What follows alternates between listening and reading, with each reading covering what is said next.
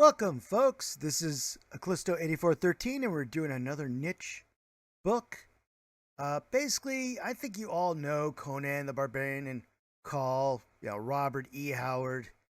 But he also wrote a little book that you might not know of. A tiny book. It's not even a book. It was basically like a story for a magazine. We're talking about, what is it? Oh, geez. Yes. Spear and Fang.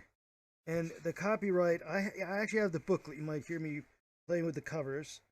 The new copyright's 2013, but I believe it was written in, where is it? No.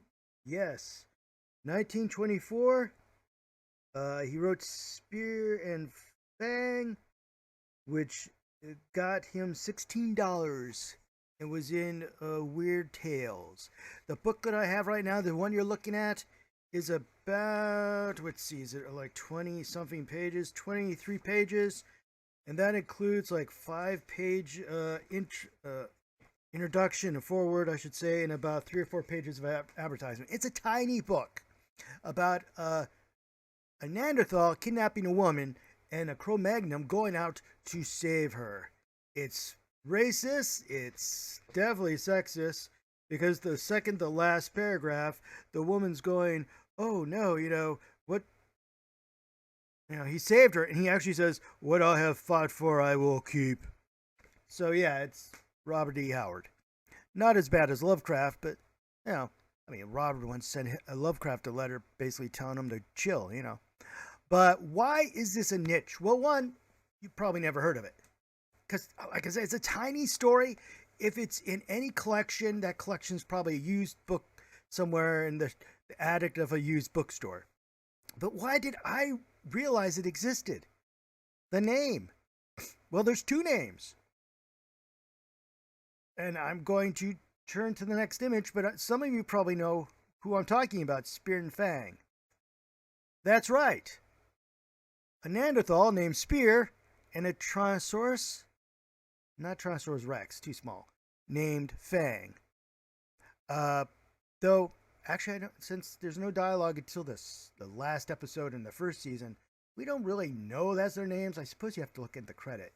Either way, wonderful, primal books. And the reason they got their names is because of this book. And I would suggest reading it if you can find it.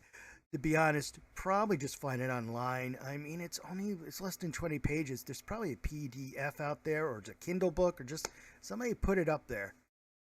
Now, also, I would suggest watching Primal. And this is coming from a guy who's in his mid-50s. Of course, dinosaurs and humans together? That's silly. That doesn't happen, though. Aren't birds dinosaurs? Also, I'm a huge fan of Land of the Lost, which gives off the same vibes, though, well, this is a family-friendly show, and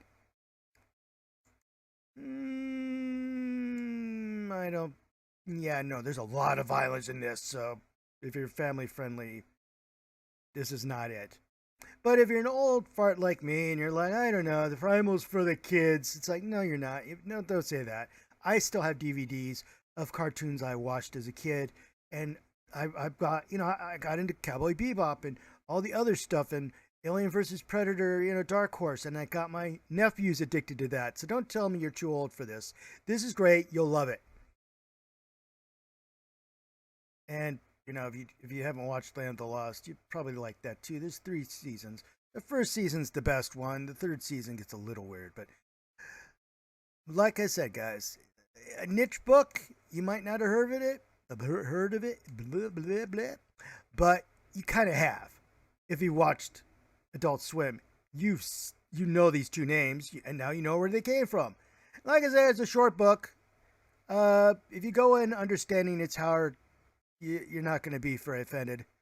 You might even find it funny in some cases, and I do feel sorry for Neanderthals portrayed in this, because they are really just monsters, and it's like, no. But thank you very much for watching. This is another niche book. Have a good day or night. Whatever you're having.